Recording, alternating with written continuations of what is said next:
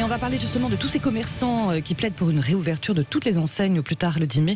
On est avec Johan Petiot, directeur général de l'Alliance du commerce. Bonjour. Bonjour Johan Petiot. Merci d'être avec nous ce matin sur Sud Radio. Alors finalement, Jean Castex n'a pas entendu votre demande. On l'a compris hier soir lors de cette conférence de presse. Les commerces dits non essentiels ne rouvriront pas, a priori, avant la mi-mai. Comment vous avez réagi déjà à l'annonce, la confirmation finalement de cette nouvelle hier soir ? Alors, ne soyons pas tout à fait défaitistes. Nous demandons maintenant au gouvernement que les discussions se poursuivent, qu'on puisse véritablement se mettre autour d'une table pour discuter de cette réouverture, parce qu'à aujourd'hui, il faut bien le reconnaître, nous n'avons été associés à aucune concertation sur cette réouverture. Or, il faut absolument que nous puissions la préparer. Hier soir, nous avons été très surpris des annonces du Premier ministre qui confirment, maintiennent une injustice et une incohérence qui est très mal vécue par l'ensemble des acteurs sur le terrain.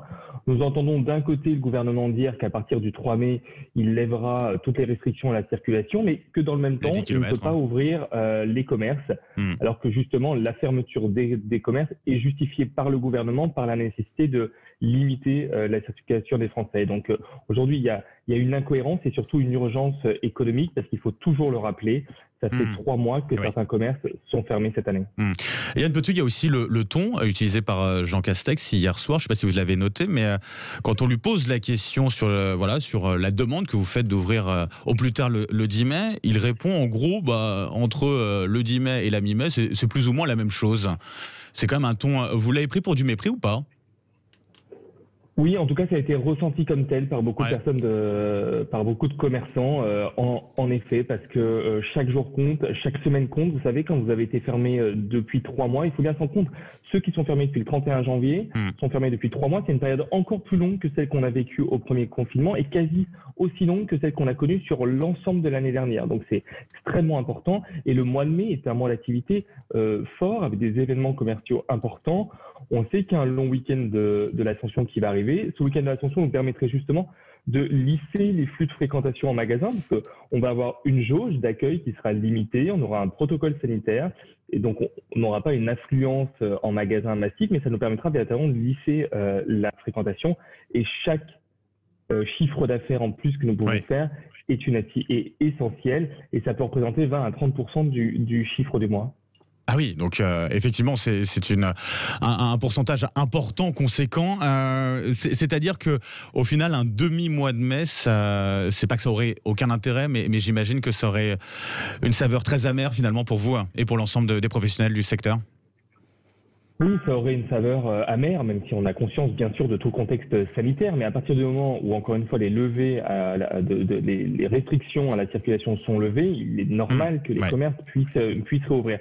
Et puis, il faut jamais oublier, c'est-à-dire que si on est fermé 15 jours ou 3 semaines au mois de mai, les commerçants ne sont pas accessibles aux aides. Il faut le rappeler parce que les gens n'en ont pas conscience, mais pour avoir accès au fonds de solidarité, il faut avoir perdu 50% de son chiffre d'affaires. Si vous êtes fermé 15 jours ou 3 semaines, vous ne faites pas forcément les moins 50, vous pouvez être à moins 49, mais vous n'avez pas d'aide, donc vous devez assumer quand même toutes les charges.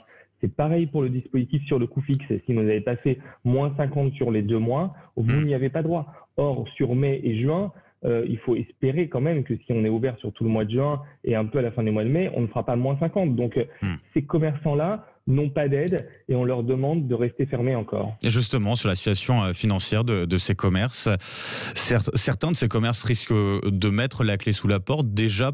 C'est déjà le cas pour certains déjà ? Alors nous, dans le secteur de la mode, de l'habillement, nous avons connu l'année dernière, en 2020, une vague de restructuration, de réorganisation d'un réseau. Près de 7000 emplois ont été supprimés quand même dans notre secteur. Donc oui, il y a déjà des conséquences à cette crise Covid, c'est certain. Depuis le début de l'année, les entreprises sont plutôt sous perfusion des aides de l'État, mais ce qui nous inquiète véritablement, c'est bien sûr le court terme avec des besoins de trésorerie très importants, mais aussi le moyen et le long terme. Parce qu'il faut comprendre que les entreprises se sont endettées fortement. Et qu'est-ce que vous attendez concrètement là-dessus sur le moyen et le long terme, justement ? Alors, sur le moyen et le long terme, c'est la question de la dette. Les entreprises se sont endettées pour passer cette crise. Donc demain, elles devront rembourser cette dette. Et quand vous remboursez une dette, c'est autant d'argent que vous ne mettez pas dans vos investissements, que vous ne mettez pas dans l'ouverture de nouveaux magasins, dans l'aménagement de vos magasins, dans la création d'emplois. c'est autant d'argent que vous n'investissez pas dans les startups.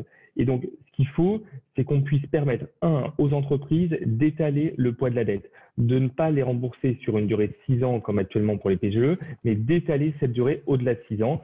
Et puis, véritablement, que le plan de relance prévu par le gouvernement soit réorienté vers le commerce, parce qu'aujourd'hui, il faut le dire, les commerces de taille moyenne et intermédiaire sont totalement exclus du plan de relance. Donc, si on veut que ces entreprises continuent à se transformer, soient des leaders aussi de la transformation digitale et durable, il faut qu'on les soutienne dans la durée. Yoann Petiot, merci d'avoir été avec nous ce matin sur Sud Radio. Bon courage, surtout à vous pour la suite. Je rappelle que vous êtes directeur général de l'Alliance du commerce. Merci.